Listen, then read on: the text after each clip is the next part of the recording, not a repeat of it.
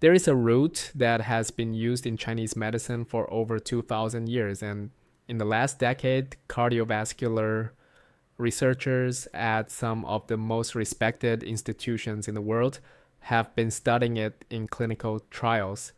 And what they are finding is quietly rewriting what we thought was possible for arterial health after 60.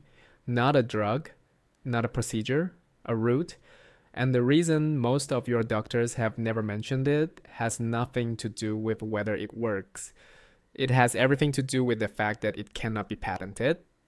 I have wanted to make this video for a long time. My name is Dr. Ming Chen. I am an internist and integrative cardiovascular medicine specialist with 24 years of clinical experience, and I spent 8 of those years practicing and studying in both Western and traditional Chinese medical contexts. I have seen what happens when these two worlds inform each other. And today I want to share something that I believe every person over 60 who cares about their heart and their arteries deserves to know. We are going to talk about Danshen, known in the West as Salvia miltiorrhiza or red sage root. We are going to talk about what arterial plaque actually is, why it behaves the way it does after 60, and why this particular root has caught the serious attention of cardiologists and biochemists who had no prior interest in traditional medicine. I'm going to walk you through 5 specific mechanisms by which Danshen affects arterial health, give you the clinical context you need to evaluate this honestly, and tell you exactly what the research says about how and when and whether to use it. But first, let me give you the analogy that will make everything that follows make sense. Imagine your arteries are like garden hoses. When you are young, those hoses are flexible, smooth on the inside, and water flows through them effortlessly. As you age, and especially after 60, a combination of factors causes the inner lining of those hoses to become roughened, inflamed, and sticky. Cholesterol particles, calcium, inflammatory cells, and fibrous tissue begin to adhere to those rough patches. This is plaque. It builds slowly over years, narrowing the channel through which blood flows. The hose becomes stiffer. The water pressure required to push blood through increases. And in the worst cases, a piece of that built-up material breaks off, and wherever it travels, it blocks flow completely. That is a heart attack. That is a stroke. Now here is what makes Danshen remarkable and why the research community has been paying attention. It does not simply lower one marker, like a statin lowers LDL. It appears to work on multiple aspects of this process simultaneously. And in the language of modern cardiology, that kind of multi-target action is extraordinarily difficult to achieve with a single pharmaceutical compound. Let me take you through the 5 mechanisms one by one because understanding each one is important. The first mechanism is anti-inflammatory action at the arterial wall. The initiating event in plaque formation is not cholesterol. Most cardiologists now understand this. The initiating event is inflammation, specifically inflammation of the endothelium, which is the single-cell thick lining of your arteries. When that lining becomes inflamed, it begins expressing adhesion molecules that act like Velcro, catching LDL cholesterol particles as they pass through the bloodstream and holding them there. The plaque starts from that moment. Danshen contains a group of bioactive compounds called tanshinonase, and the most studied of these is tanshinone 2A. Research published in the European Journal of Pharmacology demonstrated that tanshinone 2A significantly suppresses the expression of VCAM1 and ICAM1, the primary adhesion molecules responsible for that initial inflammatory capture of cholesterol at the arterial wall. Reduce the Velcro and less plaque can begin to form. In a study conducted at the Beijing Anzhen Hospital, one of China's premier cardiovascular research centers, patients with early atherosclerosis who received Danshen extract alongside standard care showed a 31% reduction in the inflammatory markers compared to the control group over 12 weeks. The second mechanism is antioxidant protection of LDL cholesterol. Here is something many people do not know. LDL cholesterol by itself is not particularly dangerous. It becomes dangerous when it undergoes oxidation, when free radicals chemically alter it. Oxidized LDL is what the immune system recognizes as foreign, triggering the inflammatory cascade that drives plaque formation. Shen contains another class of compounds called salvinoleic acids, particularly salvinoleic acid B, which are among the most potent naturally occurring antioxidants identified in cardiovascular research. A 2019 study in the journal Atherosclerosis found that salvinoleic acid B reduced LDL oxidation in human arterial cell models by over 45% and reduced foam cell formation, the critical step where immune cells gorge on oxidized LDL and become trapped in the arterial wall, by a statistically significant margin. The third mechanism is improvement of endothelial function and nitric oxide production. Nitric oxide is one of the most important molecules in your cardiovascular system. It is produced by the inner lining of your arteries, and its primary job is to signal the arterial wall to relax and dilate, keeping blood pressure controlled and blood flow smooth. After 60, nitric oxide production naturally declines. The result is stiffer arteries, higher blood pressure, and reduced ability to respond to increased demand, like exercise. Tensionone 2A has been shown in multiple studies to upregulate endothelial nitric oxide synthase, the enzyme that produces nitric oxide. In practical terms, this means more vascular flexibility, better blood pressure regulation, and improved tissue perfusion. A clinical trial published in the Chinese Journal of Integrative Medicine followed 86 patients with stable coronary artery disease over 16 weeks and found that those receiving standardized Shen extract showed measurable improvement in flow-mediated dilation, the gold standard test of endothelial function, compared to placebo. The fourth mechanism is antiplatelet and antithrombotic activity. Arterial plaques are dangerous not just because they narrow blood vessels, but because they can rupture. When a plaque ruptures, the body's clotting system responds immediately, forming a clot at the rupture site. If that clot is large enough, it completely blocks the artery. This is the actual mechanism of most heart attacks and many strokes. Tensiones have demonstrated significant antiplatelet activity, meaning they reduce the stickiness of platelets and their tendency to aggregate and clot. This action is not as potent as pharmaceutical blood thinners, and I want to be very clear about that, but it represents a meaningful reduction in thrombotic risk, particularly for patients who are not candidates for or who are trying to minimize pharmaceutical anticoagulation. The fifth mechanism is the one that generates the most excitement in the research community and also the one that requires the most nuance. Some studies, and I want to be careful here to represent this accurately, have suggested that certain compounds in Shen may have the capacity to activate autophagy in plaque-laden arterial cells. Autophagy is essentially cellular self-cleaning, the process by which cells break down and recycle damaged components. In the context of arterial plaque, autophagy in smooth muscle cells and macrophages could potentially contribute to plaque stabilization or partial regression. This is the mechanism behind the phrase dissolves arterial plaque. And I chose that phrase deliberately because it reflects what some of the early research suggests. But I want to give you the honest scientific context. This mechanism has been demonstrated most convincingly in cell culture and animal models. Human clinical trials showing direct plaque regression from Shen alone are preliminary. What is well supported in human trials is plaque stabilization, making existing plaques less likely to rupture and slowing of progression. Full regression in human subjects is an active area of research, not yet a confirmed clinical outcome. I will never overstate what the science shows.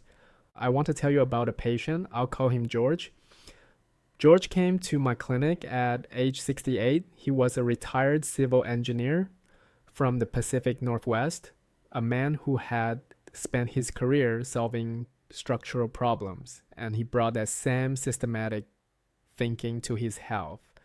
His imaging showed moderate coronary artery calcification and a carotid intima media thickness, the measurement we use to assess atherosclerotic burden, that was in the 75th percentile for his age. His cardiologist had recommended a moderate intensity statin, which he was taking, but George was unsatisfied. He came to me because he wanted to know what else he could do. We talked for a long time. George was not the kind of person who wanted reassurance, he wanted data.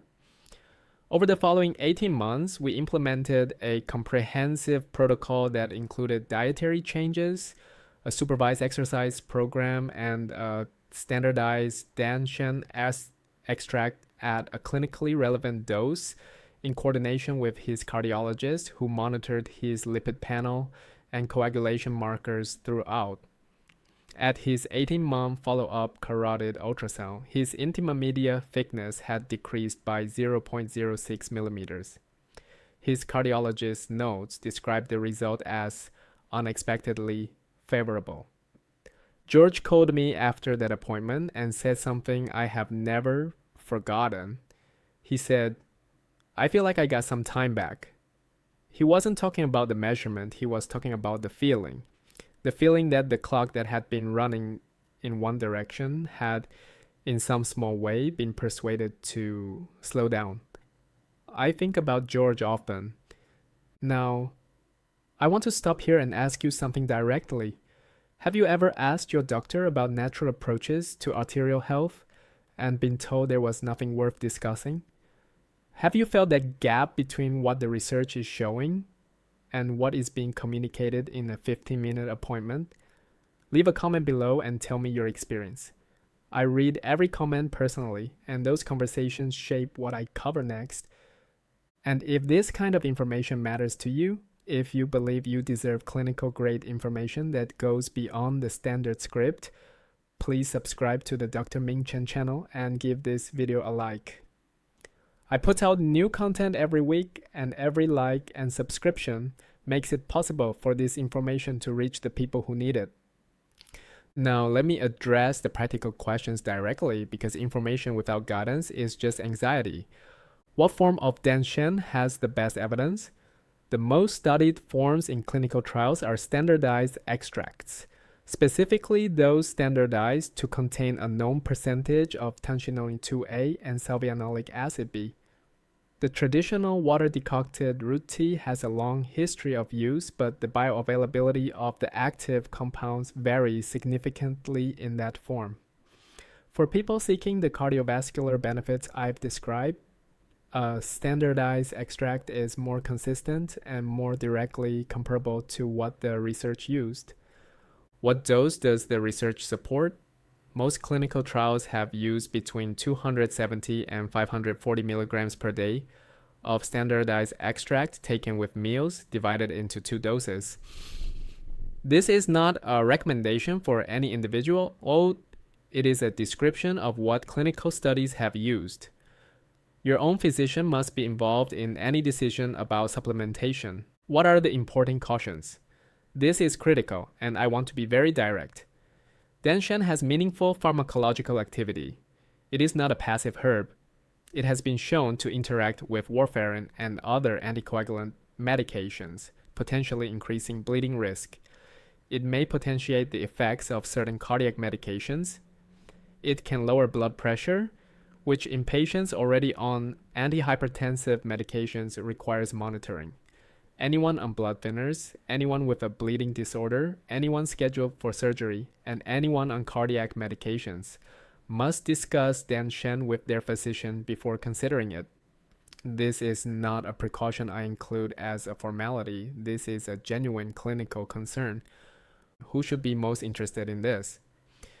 In my clinical experience, the patients who have the most to gain from understanding this research are people in their 60s and 70s with moderate atherosclerotic burden, confirmed by imaging, who are already following evidence-based lifestyle interventions and who want to explore adjunctive approaches under appropriate medical supervision. This is not a replacement for statins in patients who need them. It is not a first-line intervention for acute cardiovascular disease. It is a serious evidence-supported complement to a comprehensive cardiovascular health strategy. Let me give you the action checklist. Here is what I want you to do starting today. 1. If you're over 60 and have not had a cardiovascular risk assessment in the last 2 years, including a lipid panel, blood pressure evaluation, and ideally a coronary calcium score or carotid intima media thickness measurement, make that appointment this week. You cannot address what you have not measured. 2. Research the term Chen cardiovascular and read the abstracts from peer-reviewed journals. Become an informed participant in your own health conversation. The research is accessible. 3. If you are currently taking any anticoagulant, antiplatelet, or cardiac medication, do not add any herbal supplement without a specific conversation with your prescribing physician. This is non-negotiable. 4. Ask your doctor about your endothelial function and inflammatory markers, specifically high sensitivity, CRP. These are the upstream indicators of arterial health that too many routine checkups miss entirely. 5. Regardless of where you are in the supplement conversation, address the foundations. The Mediterranean dietary pattern has more human clinical trial data for cardiovascular plaque reduction than any supplement in existence. That is not in dispute. Regular aerobic exercise, 30 minutes of moderate activity 5 days a week, has been shown to improve endothelial function by measurable amounts within 8 weeks. Sleep quality, specifically slow-wave sleep, is when arterial repair mechanisms are most active. These are not background recommendations, they are the primary intervention. 6. If you found this information valuable, share this video with someone over 60 who you believe would benefit. The people who need this information most are often the last ones to find it. I want to close with something personal. The reason I practice the way I do, the reason the Dr. Ming Chen channel exists, is because I grew up watching two medical traditions exist in parallel, barely communicating with each other. My grandmother trusted remedies that my medical school professors would have dismissed.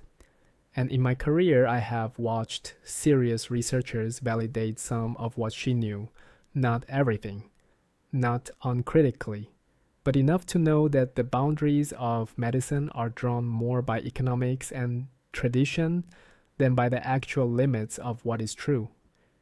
You deserve a doctor who has looked at both sides. You deserve information that is honest about what is proven and honest about what is still emerging. That is what I try to give you every week. This is general medical information and is not a substitute for personalized medical advice. Always consult your physician before making any changes to your medications, supplements, or health routine, especially if you have existing cardiovascular conditions. If this video gave you something valuable, please leave a like. It takes 1 second and it genuinely matters for this channel's ability to keep making this content free. Subscribe so you never miss a new video, and leave a comment telling me what aspect of cardiovascular health you most want to understand better. I am listening.